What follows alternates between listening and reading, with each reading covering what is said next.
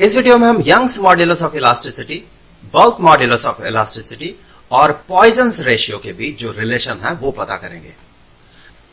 तो इस वीडियो को कंटिन्यू करने से पहले मैं आपको यही सजेस्ट करूंगा कि इन टॉपिक्स पे बने हुए वीडियोस, जिनका लिंक मैं डिस्क्रिप्शन में डाल रहा हूं और वो आपको सजेस्टेड वीडियोस में भी दिखेंगे, आप वो जरूर देख लें। और अगर आप वीडियो को कंटिन्यू कर रहे हैं तो मैं ये मान के चलूंगा कि आप यंग्स मॉड्यूलस, बल्क मॉड्यूलस और पॉइजन्स रेशियो के साथ कंफर्टेबल हैं, अर्थात आपको पता है ये सब क्या है।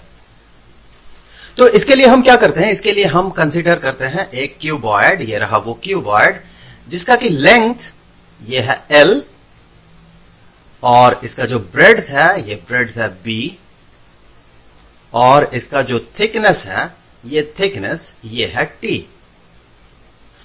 तो फिर इस बॉडी का जो वॉल्यूम होगा वो वॉल्यूम, जैसे कि हमें पता है वॉल्यूम होता है length into breadth into thickness एक क्यूबॉइड के लिए, तो ये हो गया इसका वॉल्यूम। हमें क्या करना है, हमें यंग्स मॉड्यूलस, बल्क मॉड्यूलस और पॉइजन्स रेशियो को इंटर रिलेट करना है।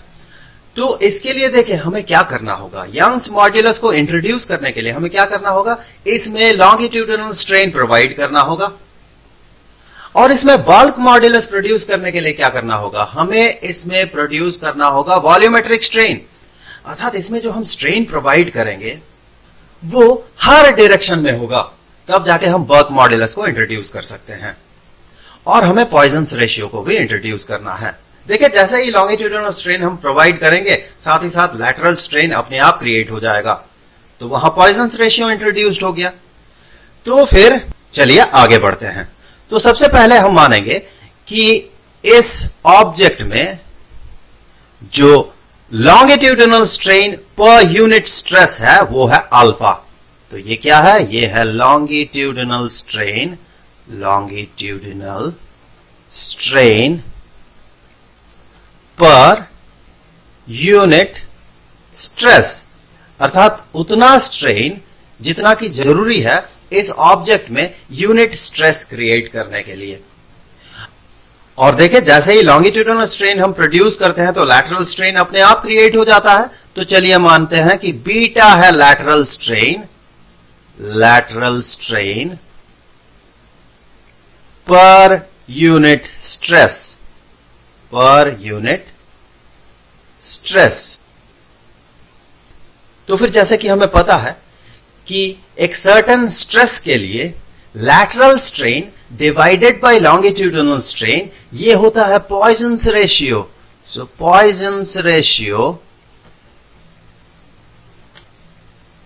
जिसे कि हम डिनोट करते हैं सिग्मा से, ये बराबर होगा lateral strain divided bye longitudinal strain. देखिए दोनों जो स्ट्रेन्स है ये सेम स्ट्रेस के लिए है, यूनिट स्ट्रेस के लिए, तो हम कह सकते हैं beta divided by alpha is equal to Poisson's ratio. यहां मैं एक और चीज पे चर्चा कर लूंगा पहले ही कि यहां देखिए longitudinal strain per unit stress ये है अल्फा। तो मैं इसे एक बार फिर से लिख लेता हूं, ये जो अल्फा है ये क्या है, ये है लॉन्गिट्यूडिनल स्ट्रेन डिवाइडेड बाय, चूंकि यह पर यूनिट स्ट्रेस तो हम कह सकते हैं total longitudinal strain divided by total longitudinal stress, ट्यूडिनल स्ट्रेस, यह हो गया अल्फा। और जैसे कि हमें पता है कि ये जो यंग्स मॉड्यूलस होता है, ये यंग्स मॉड्यूलस होता है longitudinal stress divided bye longitudinal strain. तो इन दोनों इक्वेशन से हम ये कह सकते हैं, इस इक्वेशन से और इस इक्वेशन से दोनों को मिलाते हुए हम ये कह सकते हैं कि ये अल्फा ये होगा 1 ओवर यंग्स मॉड्यूलस। आप ये भी कह सकते हैं कि Young's modulus is equal to 1 over alpha, जो कि है longitudinal strain per unit stress. इस इक्वेशन को हम आगे यूज करेंगे, इसीलिए हमने इसे यहीं पर डिराइव कर लिया। अब देखिए हमें क्या करना है, हमें किसी तरह से बल्क मॉड्यूलस और यंग्स मॉड्यूलस को इंट्रोड्यूस करना है।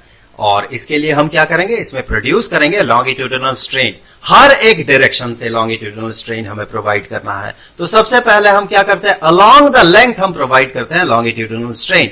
तो इस ऑब्जेक्ट को हमने खींचा दोनों एंड से, तो हमने जो प्रेशर अप्लाई किया इस एंड से यह है P, और इस एंड से भी हमने प्रेशर अप्लाई किया P। अगर हम एक एंड से प्रेशर अप्लाई करते हैं P, तो अगर इसका क्रॉस सेक्शनल एरिया A होता है तो टोटल फोर्स इस ऑब्जेक्ट पे जो अप्लाई होगा इस डायरेक्शन में वो हो जाएगा P इंटू A। हमें पता है pressure into cross sectional area ये होता है टोटल फोर्स। तो उस फोर्स के कारण जो कि एक ही डायरेक्शन में लगेगा, ये ऑब्जेक्ट इस डायरेक्शन में मूव करने लगेगा। उसी को रोकने के लिए हमें प्रोवाइड करना होगा इस डायरेक्शन में सेम प्रेशर, चूंकि ये क्रॉस सेक्शनल एरिया सेम है। तो फिर हम क्या कहेंगे, टोटल स्ट्रेस हमने कितना प्रोवाइड किया। देखिए हमें पता है कि pressure is equivalent to stress, तो टोटल स्ट्रेस कितना होगा, P या 2P। यहां पर एक कंफ्यूजन क्रिएट होता है कि जो टोटल स्ट्रेस होगा वो P प्लस P 2P होगा, लेकिन ऐसा नहीं है। मैं एक छोटा सा एग्जांपल आपको दूंगा कि अगर मान ले ये एक वॉल है और ये ग्राउंड है, एक ऑब्जेक्ट यहां रखा हुआ है, आप इस ऑब्जेक्ट पे इस डायरेक्शन में एक फोर्स अप्लाई करते हैं F, तो ये जो वॉल है ये वॉल भी इस ऑब्जेक्ट पे ऑपोजिट डायरेक्शन में एक नॉर्मल रिएक्शन अप्लाई करता है जिसका मैग्नीट्यूड बराबर होता है इस फोर्स के। तो हम क्या कहेंगे, हमने इस ऑब्जेक्ट पे 2F फोर्स अप्लाई किया, या फिर इस ऑब्जेक्ट पे जो फोर्स अप्लाइड है ये 2F है। नहीं, हमने इस ऑब्जेक्ट पे फोर्स अप्लाई किया F, और ये अपने आप क्रिएट हो गया एज रिएक्शन। उसी तरह से यहां भी, ताकि ये ऑब्जेक्ट मूव ना करे, तो हमें दोनों डायरेक्शन से इस पे same amount of pressure apply करना होगा। तो फिर टोटल स्ट्रेस जो इसमें है ये है P, लॉन्गिट्यूडिनल स्ट्रेस। तो इस स्ट्रेस के कारण इसका जो लेंथ है ये लेंथ बढ़ेगा। तो जो फाइनल लेंथ होगा, ये फाइनल लेंथ ये कितना होगा, तो फाइनल लेंथ होगा original length plus change in length due to this longitudinal strain. अब देखिए इस डेल्टा L को हम क्या कहेंगे, हमें पता है कि change in length divided by original length ये होता है स्ट्रेन, ये होता है टोटल स्ट्रेन। ये जो स्ट्रेन है ये है टोटल स्ट्रेन। सो ये है टोटल स्ट्रेन, जिसे कि हम कह सकते हैं ये है स्ट्रेन पर यूनिट स्ट्रेस अर्थात अल्फा इनटू टोटल स्ट्रेस। अगर हम स्ट्रेन पर यूनिट स्ट्रेस को टोटल स्ट्रेस के साथ मल्टीप्लाई कर दें तो हमें मिलेगा टोटल स्ट्रेन। तो ये हो गया टोटल स्ट्रेन। तो फिर इससे आगे हम कहेंगे ये जो चेंज इन लेंथ होगा ये बराबर होगा strain into stress into original length. तो फिर देखिए इसमें जो एलोंगेशन होगा इसके लेंथ में इस स्ट्रेस के कारण, ये एलोंगेशन कितना होगा, ये एलोंगेशन होगा टोटल स्ट्रेस हमने जो अप्लाई किया P इनटू स्ट्रेन। कौन सा स्ट्रेन, इसका जो लेंथ बढ़ेगा ये लॉन्गिट्यूडिनल स्ट्रेन के कारण बढ़ेगा या लैटरल स्ट्रेन के कारण बढ़ेगा। ऑब्वियस सी बात है लॉन्गिट्यूडिनल स्ट्रेन के कारण बढ़ेगा। So stress into strain into the original dimension. इसका ओरिजिनल डायमेंशन इस डायरेक्शन में क्या है, L है, तो L। अब देखें इसका लेंथ तो बढ़ेगा इस प्रेशर के कारण, इस स्ट्रेस के कारण, लेकिन इसके बाकी दो डायरेक्शन में जो डायमेंशंस है अर्थात ये जो B है और ये T है अर्थात ब्रेड्थ और थिकनेस, ये दोनों घटेंगे। तो फिर फाइनल ब्रेड्थ जो होगा, फाइनल ब्रेड्थ ये हो जाएगा original breadth minus change in breadth. और चेंज इन डायमेंशन हमें पता है वो क्या होता है, वो होता है created stress into strain into original dimension. तो क्रिएटेड स्ट्रेस P है और स्ट्रेन इसके साथ मल्टीप्लाई करना है। कौन सा स्ट्रेन, ये जो ब्रेड्थ घटेगा इसका, क्या ये लॉन्गिट्यूडिनल स्ट्रेन के लिए घटेगा या लैटरल स्ट्रेन के लिए घटेगा, ये घटेगा लैटरल स्ट्रेन के लिए। तो यहां पर जो स्ट्रेन हम कंसीडर करेंगे वो होगा beta into the original dimension जो कि है B। उसी तरह से देख ले ये फाइनल थिकनेस कितना होगा, फाइनल थिकनेस, ये होगा ओरिजिनल थिकनेस। और देखिए इस स्ट्रेस के कारण इसका जो थिकनेस है ये भी घटेगा, तो T minus applied stress into strain, यहां भी देखिए स्ट्रेन होगा लैटरल स्ट्रेन, क्योंकि इसका थिकनेस जो घटेगा वो लैटरल स्ट्रेन के कारण घटेगा, so into beta into original dimension. अब हम क्या करते हैं, इस ऑब्जेक्ट पे अलोंग द ब्रेड्थ हम लगाते हैं स्ट्रेस। तो हमने लगाया अलोंग द ब्रेड्थ एक स्ट्रेस जिसका की मैग्नीट्यूड है Q। सो देखिए इस Q स्ट्रेस के कारण इसका जो ब्रेड्थ है ये लॉन्गिट्यूडनल स्ट्रेन के कारण बढ़ेगा, ये बढ़ेगा। और ये कितना बढ़ेगा, ये बढ़ेगा इस पे अप्लाई किया गया स्ट्रेस इनटू स्ट्रेन। कौन सा स्ट्रेन, लॉन्गिट्यूडनल स्ट्रेन या लैटरल स्ट्रेन। देखिए हम इसमें जो प्रेशर प्रोवाइड कर रहे हैं ये प्रेशर अलोंग द ब्रेड्थ है, तो इसका जो ब्रेड्थ बढ़ेगा वो ड्यू टू लॉन्गिट्यूडनल स्ट्रेन बढ़ेगा, तो Q into alpha into original dimension. और इस Q के कारण बाकी जो दो डायरेक्शन है उन डायरेक्शंस में जो डायमेंशंस है वो तो घटेंगे, तो इसका लेंथ घटेगा इस Q के कारण, तो लेंथ घटेगा। कितना घटेगा, stress, created stress into strain. कौन सा स्ट्रेन, ऑब्वियस सी बात है, हमने along the breadth pressure apply किया उसके कारण इसका लेंथ घटा, अर्थात यहां पर एप्लीकेबल होगा लैटरल स्ट्रेन, और लैटरल स्ट्रेन बीटा और ओरिजिनल डायमेंशन। उसी तरह से इसका जो थिकनेस है वो भी घटेगा, और कितना घटेगा, stress into lateral strain into original thickness. अब हम क्या करते हैं, अलोंग द थिकनेस हम अप्लाई करते हैं एक स्ट्रेस, और हमने अप्लाई किया एक प्रेशर अलोंग द थिकनेस, अर्थात इस फिगर में इस सामने वाले फेस में और पीछे वाले फेस में हमने अप्लाई किया प्रेशर। और कितना प्रेशर हमने अप्लाई किया, हमने जो प्रेशर अप्लाई किया उसका मैग्नीट्यूड है R।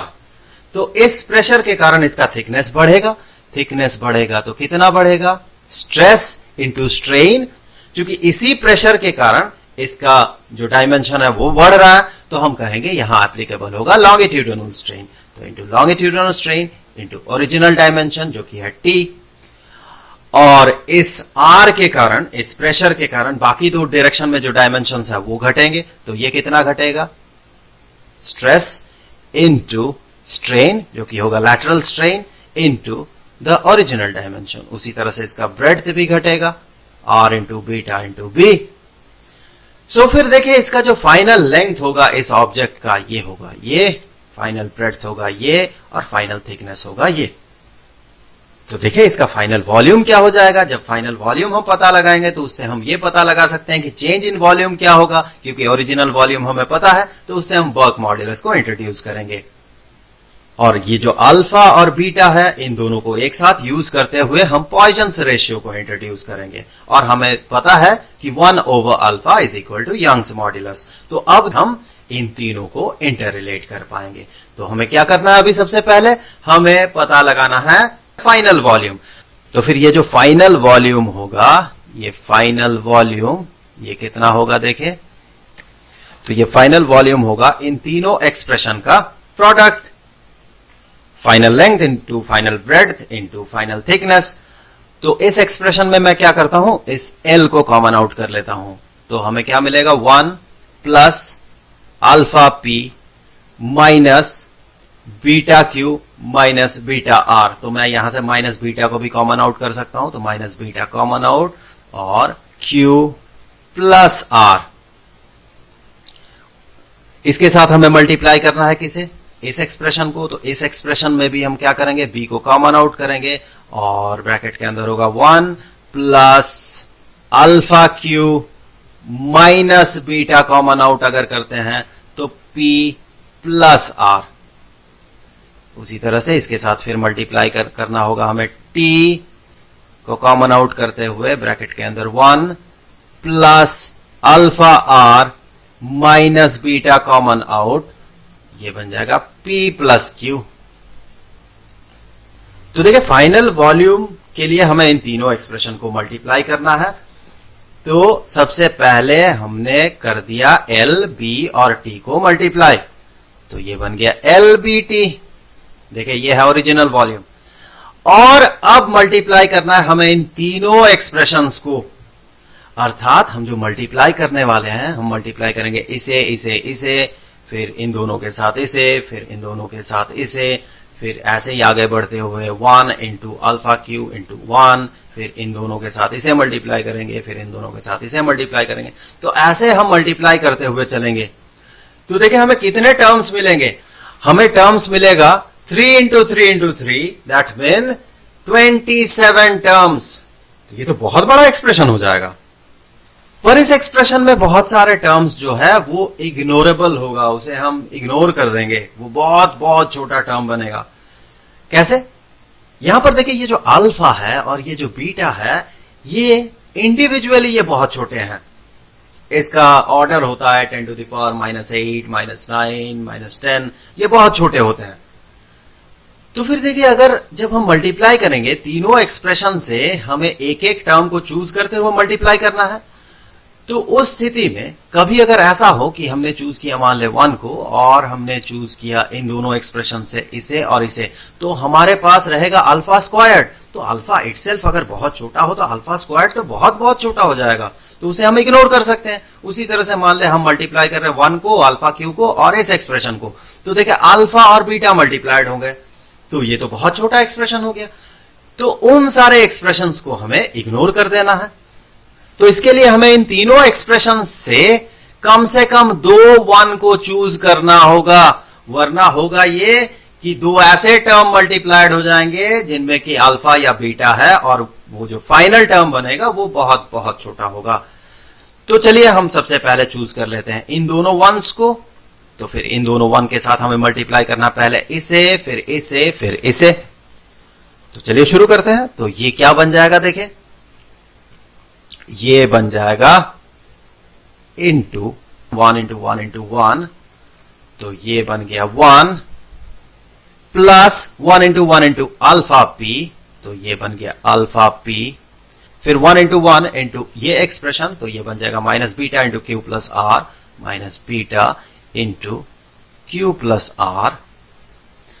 अब हम क्या करते हैं, इस 1 को और इस 1 को चूज करते हैं, तो हमें क्या मिलेगा, हमें मिलेगा ये एक्सप्रेशन, क्योंकि हमने इस 1 के साथ इन दोनों को तो पहले ही मल्टीप्लाई कर लिया है। तो ये बन जाएगा plus alpha Q minus beta into P plus R. उसी तरह से नेक्स्ट टर्म जो होगा उसमें हम क्या करेंगे, उसमें हम इस 1 को और इस 1 को चूज करेंगे, तो जो एक्सप्रेशन मिलेगा वो होगा plus alpha R minus beta into P plus Q.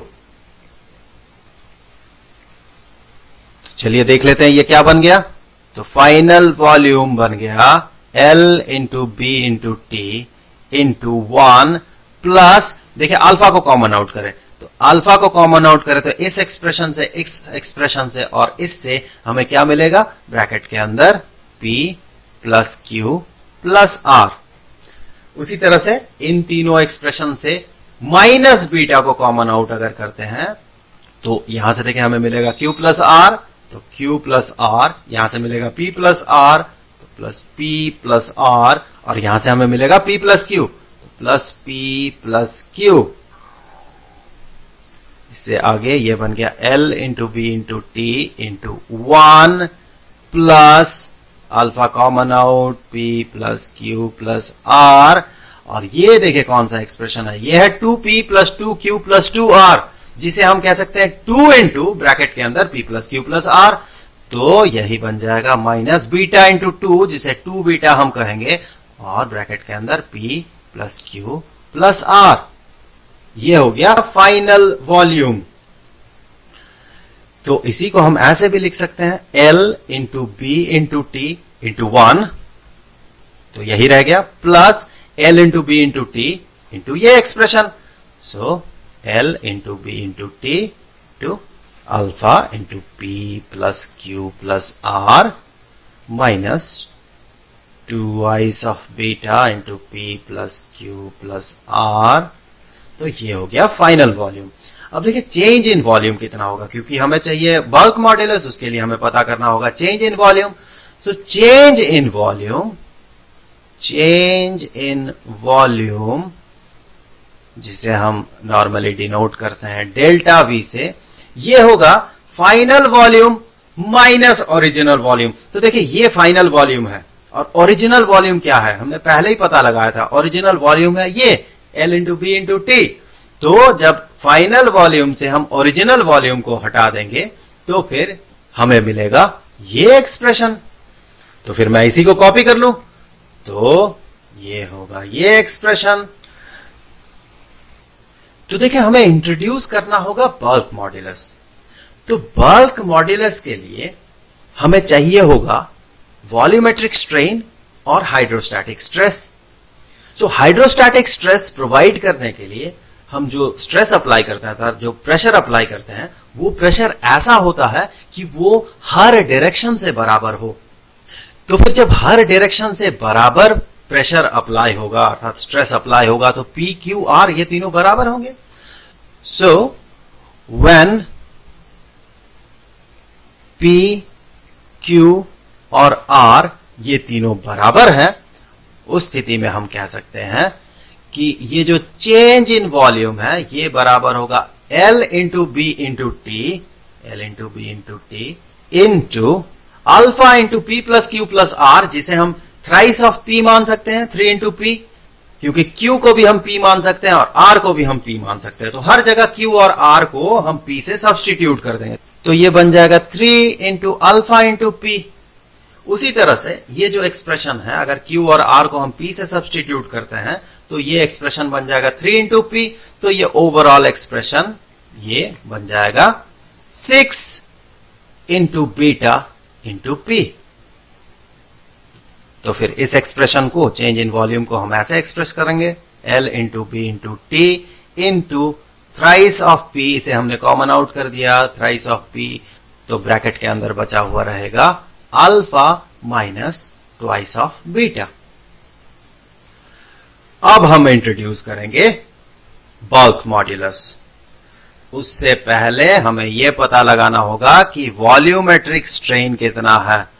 Volumetric strain, क्योंकि बल्क मॉड्यूलस होता है hydrostatic stress divided by volumetric strain और वॉल्यूमेट्रिक स्ट्रेन होता है change in volume divided by original volume. तो हम इसे ऐसे लिखेंगे चेंज इन वॉल्यूम को L into B into T into thrice of P into alpha minus twice of beta divided by original volume जो कि है LBT।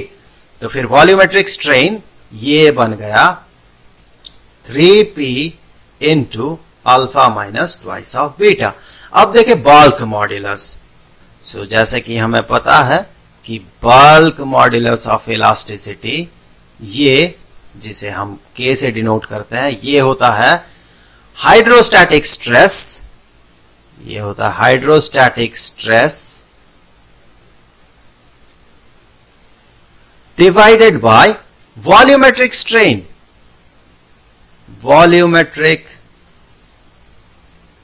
स्ट्रेन, तो देखिए हाइड्रोस्टैटिक स्ट्रेस कितना है, हर तरफ से लगाया गया बराबर प्रेशर, हमें पता है stress is equivalent to pressure, और वो प्रेशर कितना है हमने माना था उस प्रेशर को P, चारों तरफ से अगर बराबर प्रेशर लगे। सो ये बन जाएगा P divided by volumetric strain जो कि है 3 into P into alpha minus twice of beta. तो ये बल्क मॉड्यूलस कितना बन गया, ये बल्क मॉड्यूलस K ये बन गया 1/3 into alpha minus twice of beta. हमें इंटररिलेट करना था बल्क मॉड्यूलस को पॉइजन्स रेशियो को या यंग्स मॉड्यूलस को। तो यहां पॉइजन्स रेशियो को हम कैसे इंट्रोड्यूस करें इस एक्सप्रेशन में। देखिए पॉइजन्स रेशियो होता है बीटा डिवाइडेड बाय अल्फा, इस पे हमने चर्चा किया है, तो देख ले यहां पर बीटा डिवाइडेड बाय अल्फा ये होगा पॉइजन्स रेशियो। तो हम यहां पर किसी तरह से बीटा डिवाइडेड बाय अल्फा को इंट्रोड्यूस करेंगे। तो यहां हम कैसे इंट्रोड्यूस कर सकते हैं बीटा डिवाइडेड बाय अल्फा को। यहां देखिए डिनोमिनेटर से अगर हम अल्फा को कॉमन आउट कर लेते हैं तो ये बन जाएगा 1 minus 2 into beta divided by alpha. तो हो गया ये पॉइजन्स रेशियो। पर हमें तो इंटररिलेट करना था बल्क मॉड्यूलस को, पॉइजन्स रेशियो को और यंग्स मॉड्यूलस को। तो यहां यंग्स मॉड्यूलस कहां है, अगर आप ध्यान से देखेंगे तो आप पाएंगे ये जो एक्सप्रेशन है 1/अल्फा, यही है यंग्स मॉड्यूलस, इसीलिए हमने इसे पहले ही डिराइव कर लिया था। तो उसी वैल्यू को देखें यहां पर, ये है यंग्स मॉड्यूलस। तो फिर इन तीनों का जो इंटर रिलेशन हमें मिला वो ये है कि bulk modulus is equal to Young's modulus, ये यंग्स मॉड्यूलस है, divided by 3 into 1 minus twice of Poisson's ratio। तो यही है बल्क मॉड्यूलस, यंग्स मॉड्यूलस और पॉइजन्स रेशियो के बीच का रिलेशन।